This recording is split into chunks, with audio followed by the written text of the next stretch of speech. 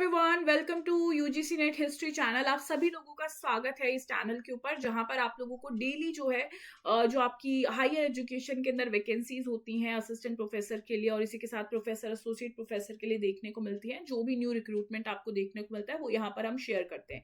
इसी के साथ यूजीसी नेट से रिलेटेड जो भी चीजें आपको देखने को मिलेगी, यहाँ पे कोई भी अपडेट वो भी आपको यहाँ पर देखने को मिलता है। अब आज का जो सेशन है वो बहुत ज्यादा इंपॉर्टेंट है, क्योंकि कहीं ना कहीं आज मैं आपसे शेयर करने वाली हूँ ऐसा स्कैम जो कि यहाँ पर जो यूजीसी नेट है वो कर रहा है। ठीक है, यहाँ पर आप कह सकते हो कि जो यूजीसी है उसका सिस्टम फेल हो चुका है, उसने सारा सिस्टम तबाह कर दिया है, आप कुछ भी कह सकते हैं। क्योंकि जो अब वो रिजल्ट निकाल रहा है वो ऐसे रिजल्ट हैं जिससे बच्चे शॉक्ड हैं, जिससे टीचर शॉक्ड है कि ये क्या है, ये क्यों हो रहा है, ये क्यों किया जा रहा है। तो बात यहाँ पर ऐसी है कि आपका दिसंबर 2025 का जो रिजल्ट है वो यूजीसी ने यहाँ पर अनाउंस किया। और जब ये रिजल्ट अनाउंस किया गया तो यहाँ पर उससे पहले आपका जो फाइनल आंसर की है वो निकाला गया। प्रॉब्लम यहाँ पर हुई हिस्ट्री के साथ में कैसे प्रॉब्लम हुई? जब रिजल्ट आउट किया गया तो उससे पहले हमने क्या बोला, फाइनल आंसर की आप लोगों का आउट हुआ।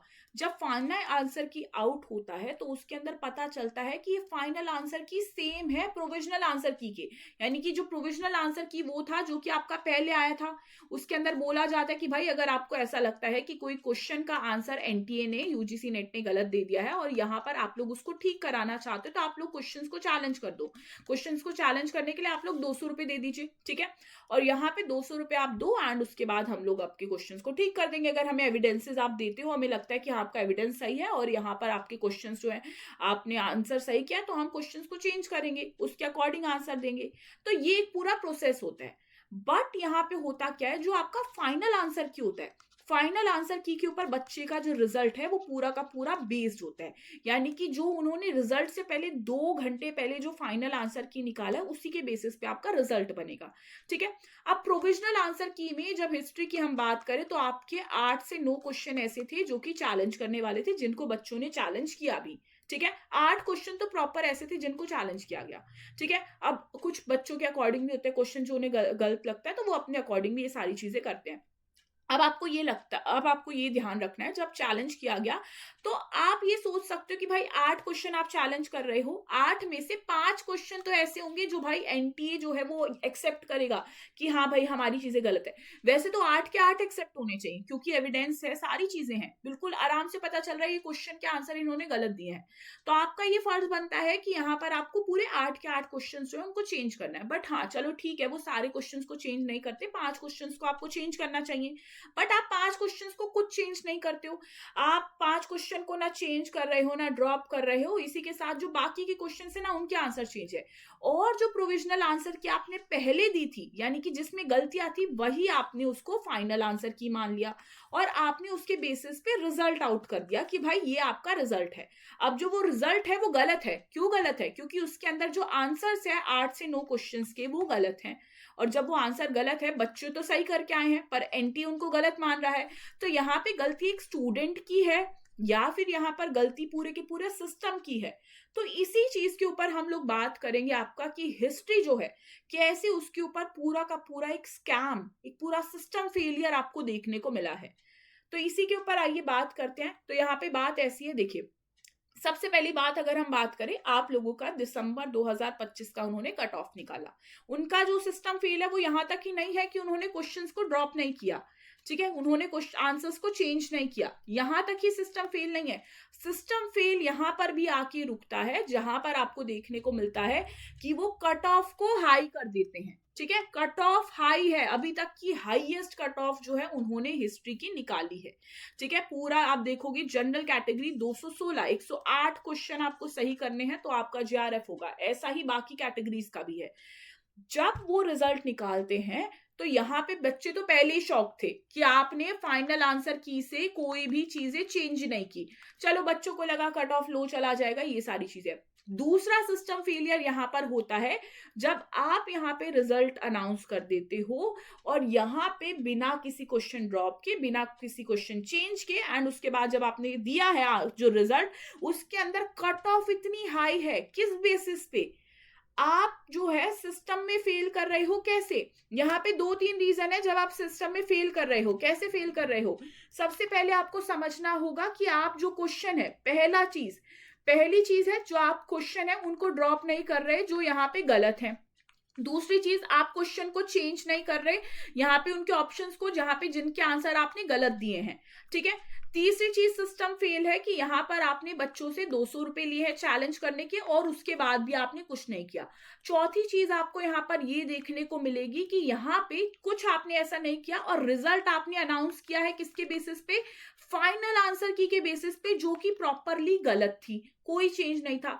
पांचवी चीज यहाँ पर ये है कि जब आप देखते हो रिजल्ट को जो आप लोगों का अनाउंस किया गया है, आपको देखने को मिलता है इसमें जो आपकी कट ऑफ है वो इतना हाई है। क्यों? यहाँ पे वो तो नहीं होना चाहिए ना भाई, जब आपने कोई चेंजेस ही नहीं किए। अब आप बोल सकते हो कि भाई मैम कट ऑफ इसलिए हाई हो सकता है ना क्योंकि पेपर इजी आया हो। ये भी नहीं था, पेपर आप लोगों का मॉडरेट लेवल का आया। तो आप जो पूरा का पूरा एक पूरा इन्वायरमेंट क्रिएट कर रहे हो, आप सारी चीजों को बता रहे हो, तो आपको खुद भी तो चीजों को पहले अच्छे से एनालिसिस करना होगा, उसी के अकॉर्डिंग तो रिजल्ट आउट करना होगा। इससे खराब होता है भविष्य उन बच्चों का जो कि यहाँ पर मेहनत कर रहे हैं पूरा 1 साल से, 5-6 महीने से। वो दिन में सोते नहीं है, रात को नहीं सोते हैं, पूरा दिन पढ़ते हैं, सिलेबस इतना हार्ड होता है। और ये सिर्फ हिस्ट्री की बात नहीं है, ऐसा बहुत सारे सब्जेक्ट्स में हुआ है। अगर आप ये वीडियो देख रहे हैं तो आपको पता लगेगा कि आपके सब्जेक्ट में भी कुछ ऐसे क्वेश्चंस होंगे जो ड्रॉप होने थे, जो चेंज होने थे, उनको नहीं किया गया। अब उसमें गलती किसकी है? वो 1 या 2 क्वेश्चन ड्रॉप या चेंज ना करने की वजह से एक बच्चे का नेट और जेआरएफ दोनों रुक सकता है। बहुत मेजर, ये जिसको कहते हैं ना यहाँ पे प्रॉब्लम होना, ये वो प्रॉब्लम है जिसको कहीं ना कहीं हम लोग जो हैं इग्नोर कर रहे हैं। और अगर हम इसके ऊपर आवाज उठा रहे हैं तो कुछ टाइम पीरियड तक आवाज उठा रहे हैं, क्योंकि एज ए टीचर मैं आप एक बहुत सिंपल बात बोलूंगी। एज ए टीचर हम आपको पढ़ाते हैं, हम कहते हैं आपको ये करना है। अब आपको यहाँ पे पता है रिजल्ट गलत आया, हमारा काम है, हमने आपको बताया, हमने आपका साथ दिया और अभी भी आगे साथ देंगे। बट जो नए आने वाले बच्चे हैं, कहीं ना कहीं अटेंशन उन पे भी डाइवर्ट हो जाता है कि उनको भी पढ़ाना है। पर वो बच्चे जिनके साथ ये हुआ है वो कंप्लीटली डिपेंडेंट हो जाते हैं कि भाई हमारे लिए कोई कुछ ये कर दे, इस चीज का सॉल्यूशन कर दे। हम दूसरों के ऊपर चीजें डालने लगे हैं। आप ये देखो कि हमें खुद के लिए आवाज उठानी पड़ेगी। वो एक बच्चे ने उठाना बंद कर दिया है, और जिस दिन उन्होंने आवाज उठाना स्टार्ट किया तो यहाँ पर ये जो सिस्टम फेल हो रहे हैं ना, ये सारे सिस्टम सही हो जाएंगे। बट हमें यहाँ पर इसके ऊपर काम करना पड़ेगा, इस चीज के ऊपर बहुत ध्यान देना पड़ेगा।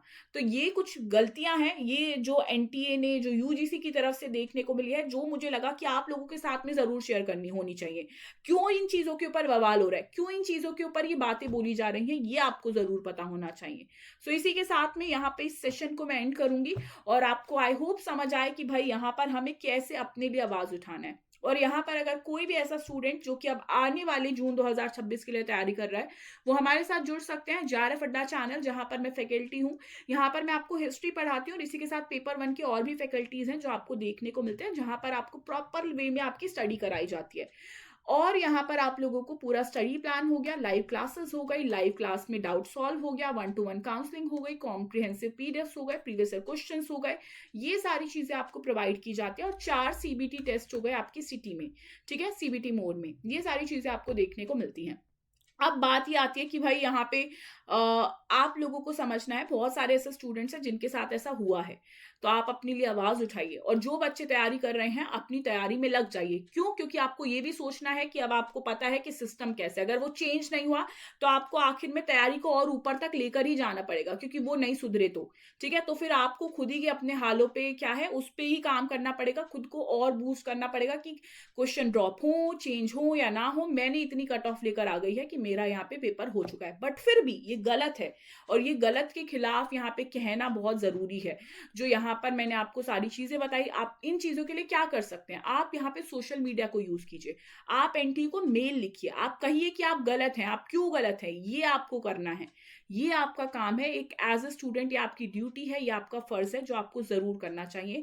मेरी तरफ से मेल जा चुका है जो कि मैंने शेयर किया यहाँ पे बच्चों को, बट आपकी तरफ से अगर अभी तक मेल नहीं गया है तो फिर वो बात नहीं होनी चाहिए कि हमने तो किया था, हुआ नहीं। क्यों? क्योंकि आपने अपनी तरफ से एक एफर्ट नहीं किया, वो एफर्ट जरूर होना चाहिए। इसी के साथ thank you so much everyone, हम मिलते हैं अपने नेक्स्ट सेशन में। धन्यवाद।